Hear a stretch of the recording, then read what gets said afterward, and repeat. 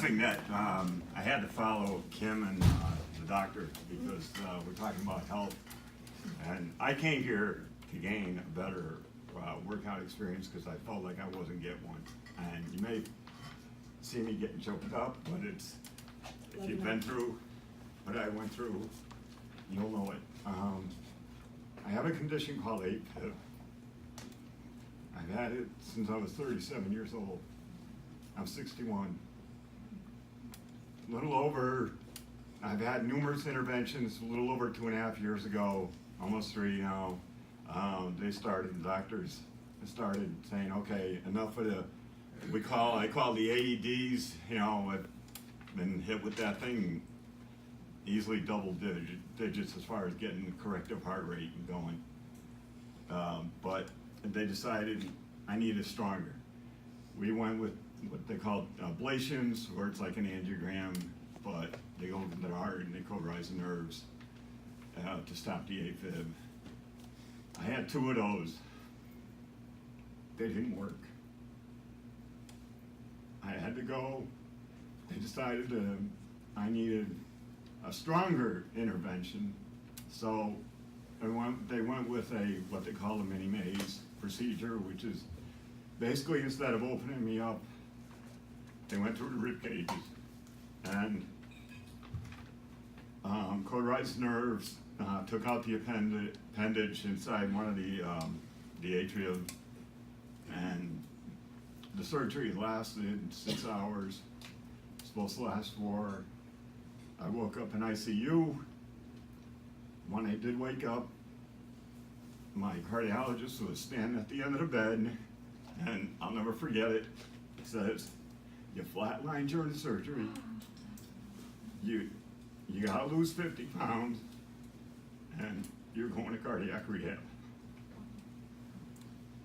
Well, I guess that was enough for me because I went back to sleep. And I didn't realize it at the time, but I was on a respirator. I ended up being on a respirator for 24 hours. A few days later on a Sunday afternoon, all of a sudden, they were rushing me downstairs at 5 o'clock. And you're in trouble when they do that. Well, turns out they couldn't control the heart rate after the surgery. Yeah. They implanted a temporary pacemaker.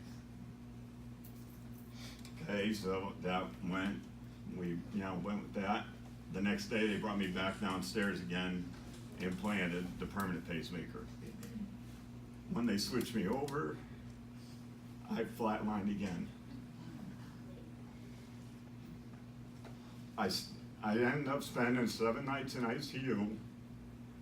They switched me to a room in normal care, and I was determined that I was going to do everything. I did everything they did, wanted me to. I mean, it was just determination, and I walked out of there still in AFib, but, it was like, all right, this is what I'm dealt with. I knew I was going to go back, and I went back in about 6 weeks for another a routine procedure for me, which is the cardio version. And cardio versions to me are easy now because you're in and out, and same day, and hit you with paddles, go to sleep for 15 minutes. They put that thing on you, and you wake up 15 minutes later, and it's like, yeah, you feel great. Well, that still didn't work. I still had another ablation. 4 months after that, and this month actually is 2 years since I had the last one. I'm happy to say that it was the last one. I haven't had any AFib since, but I have the pacemaker, which helps. I get the regular checkups, and I'm going to talk a little bit about AFib. AFib, and in case some of you don't know it, most of the causes are high blood pressure, obesity, sleep apnea. I got all those.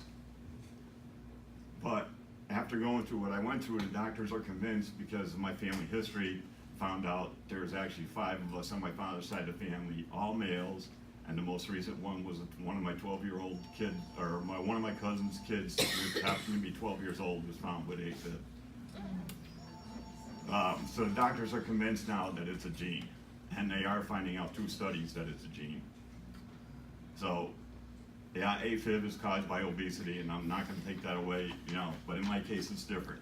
But anyway, so then I went through the cardiac rehab. I had to go through 12 weeks, 36 sessions, 3 times a week. You think you got it bad. Well, when you're in there with heart transplant patients and people waiting for heart transplants, and they have pumps on them that are keeping their heart going, and they're on the freaking exercise equipment, and you say, man, I don't have it that bad at all. Well, you know, and they monitor you.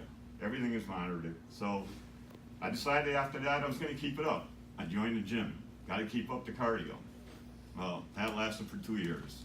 Then one of my wife's longtime friends, Leah Roberts, and I don't think Leah's here, but she was going here, and at the same time I was thinking of, okay, I need to, you know, expand more, because I didn't feel like I was getting the workout I needed, or everything else that I needed. And Leah had been posting pictures of herself and talking about her experience here at the Max and everything else, and we decided, okay, let's, you know, we'll go to the sample class like a lot of us do. We did that. One thing led to another. I loved the sample class. My wife loved it. Talked to Kim afterwards. Kim was like, you know, everything that's already been said about her is true. I don't know if I can add anything more. I mean, but she's just phenomenal. And, you know, she engaged us, and needless to say, here we are. Well, I started on that journey. Before I had this whole AFib surgery, I was 292 pounds. I lost 37 after the surgery, but I say lost because it was just fat. It wasn't, you know, like anything else. I ended up putting 20 back on. Now, since I joined the Max, and I'm really happy to say, and you know, you can tell the difference in the picture, but I've lost 21 pounds, but I've also gained a lot more muscle. I feel better mentally, and I feel better physically. And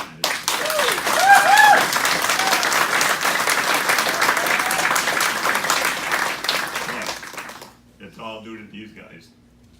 How Kim, Laura, Charlie, Dwayne, Theo, Debbie, Heidi, you know, it's just, you know, without you guys, it's not possible. And the energy that they bring to each and every class is crazy. I mean, it really is. And we have fun. We crack on each other, you know, some of the instructors, or we just laugh amongst us. And it's family. To me, it's family. And it's like, it's a second family. You know, you can come in here, you be yourself, you know, for 50 minutes, 45 minutes. It's like, it feels great, man. You come in here and just, you know, get the sweat out, you know, get the stress out of your day. And, you know, I mean, to me, I don't know where else I can go and have this much fun working out and feel good about it. And their attitudes towards everything. You know, no question's a stupid question. I mean, you can ask them, you know, any question you want. And, you know, as far as the exercises go, the you know, routines, still haven't had the same routine twice yet, and I've been here since the end of September. So that's what they do as far as the routine goes. It's changing. I don't know. They must lay awake at night thinking the same thing. I don't know where it's coming from. But you know, it's a tribute to them, and you know, I look at it as, if I can do this with everything I've gone through, and I also, by the way, have had knee replacements 7 years ago, and I can do butt kickers with the best of them. So I just need to say, you know, thank you to everybody, for the new members, the ones that are coming on board. I hope if you put into it as much as you can get out of it, you're going to be so much better off. Just give it 110%. I mean, because there's nothing like it. There's no excuse for not working out. There's no excuse for not coming here. when you're surrounded by the people that you have here to make you feel better.